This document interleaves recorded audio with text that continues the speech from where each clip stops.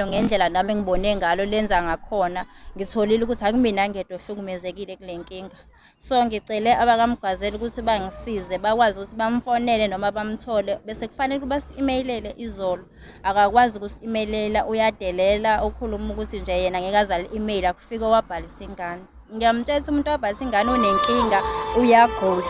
Uthi okwamanje yena anankinga keke kobuya i-death certificate eshoyo ukuthi uyagula lowo muntu mayeshonile bazoletha i-death certificate. Sicela usizo ke lokuthi sikwazi ukuthi sixhumane nomisa akwazi ukusinikeza i-remove lengane. Okay sis, ngize ngibuza ukuthi nize ingane ni-remove kusuke lapha. Ingane ihlala decide ukuthi nithathe ingane ihlala nogogo ekhaya bobabili. So ugogo akekho right usesibhedlela so sicela ukuthi siyithathe ngoba ihlezi kamakhelwane. Okay. Ukuze kwazi ukuthi iphephe ngoba mina ngu-aunt wayo ingane. Uma wayo uhlala kaMashu, ubaba wayo sewashona. Okay, ususabela ingane ukuthi Sengisabela impilo yengane ngoba ingane ngoba ingalapha ya ziningi izinto ezingenzeka enganeni ngoba kusaphephile manje. Eyomfana noma intombazane ina 9 years. Okay. So wena usabela i-safety yayo. Sabela i-safety yayo ingane ukuthi That's ibe ngala. Ngoba ikamakhelwane. Futhi ngoba ikamakhelwane. You never know ukuthi kungenzakalani ngoba yingane yentombazane. Omakhelwane abanankinga kodwa ngenxa yokuthi ingane yentombazane sifuna ukuthi ibe ngakuthini ihlale safe. Ukuthi sikhona omama bazamile ukuhlangana banikele khona esikoleni. Bakhona abasayile njengamanje bayofuna i-remove kulona. Njengamanje bayafona manje angazi noma bafona ngoba bayitholi noma bafona ngoba kwenzakalani. Ngisasaba ukuthi ngibambe i-call. Usesukile omunye la esuka kaMashu omunye usekafikile ngale ulindile ukuthi behambisane bonke besikoleni. Indawo ikuphi? Isesabokwe eBuchanan kwesakabiyela. Okay. Lo thisha loyo kuthiwa uKhlaza. Uyiclerk, iclerk athiwa lihlaza nje liyahlukumeza endaweni. Abantu abaningi bayakhala ngalo. Ufakazi ngibutholile nanoma singafona manje sifonela abanye abasemaceleni bazokutshela ngalo ngoba nje liyasatshwa. Uthisha omkhulu yena ongathulazi kangcono umngani wakhe. Imake lo wesifazane noma lo. Uthisha omkhulu ngowesilisa lona lungolesifazane. Mhlambe hayi ukuthi udeleliswa ukuthi bake ukaphe uthisha omkhulu ilokhu nje nakasisime. Angeke ngize ngisho njalo ngoba nginalwazi mina ngila. Sengisho ukuthi kodwa makunobulilo kanjalo akukho vele into esingayiwina ngoba nje uyadelela ukukhombisa ukudelela kwakhe ukuthi vele uyazethemba ukuthi ngeke beze bemenze lutho. Okay.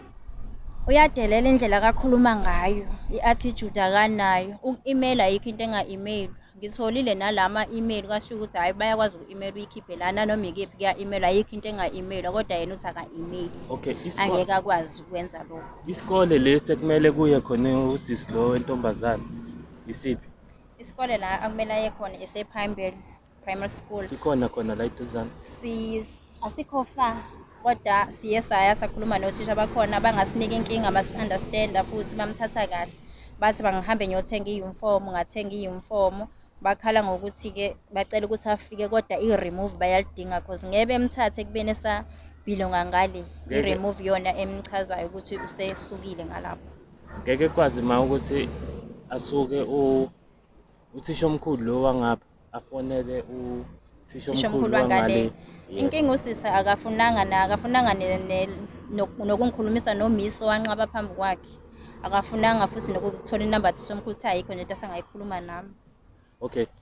Sicela usiphe amanamba khona esikoleni noma imaphi amanamba ozosipha wona sizama ukumfonela njengamanje. Inamba enginayo iyona inamba yasesikoleni enginayo akekho omunye umuntu enginenamba yakhe ngoba bekho abanye engibajwayele. Kanti kwenze njani? Indlela akhuluma ngayo. Indlela kushuthi e-English engakhona le ndaba esikoleni kushuthi eyenze nabazali bangabi happy nje bangajabuli. Yena aphelele. Yeah. Angazi ukuthi usisi engikhulume naye mina personally. Nangu la. Usisi engikhulume naye. Ukhona usisi enginaye, ukhona. Ungabi uthe isithisha omkhulu akekho. Ngathi mina ukufika kwesikole yimi. Akekho umuntu owafika mina, akekho umuntu owakhuluma nami ngasho kanjalo. Kanjani sisi ngoba wathi wena uthisha omkhulu akekho ozosayina ngeke ukwazi ukukhipha i-remove. Bacela ukuthi sisi ngisho ingane khona uze waphika wathi nengane imifakazi wathi qambama. Leyo ngane isho njalo but iyangithukela. Kanjani ngavele ngibe isilima nje uqambela amanga. Wathi uphinde wabuya wathi wena kumina ukhulume noMemkhanyile. Sekuyimina futhi cha uMemkhanyile wafika ne-report wazocela ukuthi usinikeze i-remove.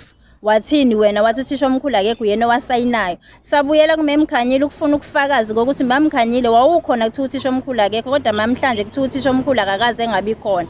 Wathi yena hayi wasijika nayo istory wathi hayi uzoyithola i-remote kusasa ngizofike ngiyifuna. Ukhuluma into engekho. Isikole sethu sinothisha omkhulu sinama-deputy awu-2 sinama-HOD. Sisi imini yonke kuhlezi kuhlalelwe wena uqamba amanga. Uthisha omkhulu ukhona u-deputy awu-2. Wayengekho u-deputy akhona ama-HOD awu-4. Angeke sithi transfer awuyitholi ngenxa yokuthi uthisha omkhulu akekho. Ngokuzana ukukusukela. Alright sisi, ayikho-ke inkinga-ke. Khona-ke omama beza ngapho sisi. So ukuthi bona mabengayitholi-ke sekuzonikela thina-ke sizele thina mathupha. Ayikho webhuti into ezokwenza